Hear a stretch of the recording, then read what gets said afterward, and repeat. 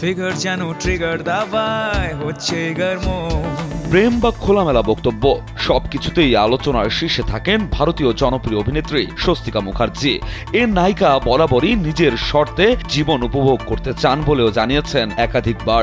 ব্যক্তি জীবনে নাম জড়িয়েছেন একাধিক সম্পর্কে। সমাজের প্রচলিত ধ্যান ধারণা উপেক্ষা করে নিজের মতো করে জীবন যাপন করায় আলোচনায় থাকেন বছর জুড়ে। তুমি কেমন, তুমি চোখের তারায় আয়না ধরো। স্বস্তিকা অনেকের সঙ্গেই সম্পর্কে জড়িয়েছেন। সে তালিকায় অন্যতম নাম হলো পরিচালক সৃজিত মুখার্জি। সম্পর্কের নানা চড়াই উতরাই পেরিয়ে এবার আবার নতুন করে এক হচ্ছেন এই জুটি। দীর্ঘ বিরতির পর সৃজিতের নির্মাণে কাজ করছেন এই অভিনেত্রী। কেমন কান্না তুমি আমায় যখন আদর করো। স্যান্ডেলিনা সো, রূপচর্চায় আভিজাত্য। নির্মাতার নতুন সিনেমা টিক্কাতে স্বস্তিকার পাশাপাশি অভিনয় করেছেন দেব। শুধু অভিনয় নয়, প্রযোজনাও করেছেন এ নায়ক। সিনেমাটি মুক্তি পাবে আসছে ৮ অক্টোবর। এরই মধ্যে প্রকাশিত হয়েছে সিনেমার টিজারও। টিজার প্রকাশ অনুষ্ঠানে স্বস্তিকা, সৃজিত, দেব, রুক্মিণী সহ আরো অনেকেই উপস্থিত ছিলেন। টিজারে স্বস্তিকাকে একজন মায়ের চরিত্রে দেখা যায়।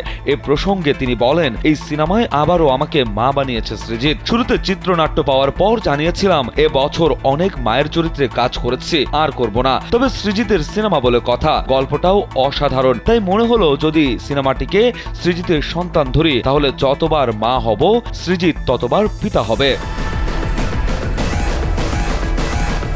এই সিনেমায় তাকে একজন সংগ্রামী মায়ের ভূমিকায় দেখা যাবে বলে উল্লেখ করেন স্বস্তিকা। তিনি আরো বলেন, পৃথিবীর যত রকম মা আছেন তাদের প্রতিচ্ছবি হয়ে উঠছি আমি। এই চরিত্রটি একদম অন্যভাবে নির্মাণ করেছেন সৃজিত। আশা করছি দর্শকরাও পছন্দ করবেন।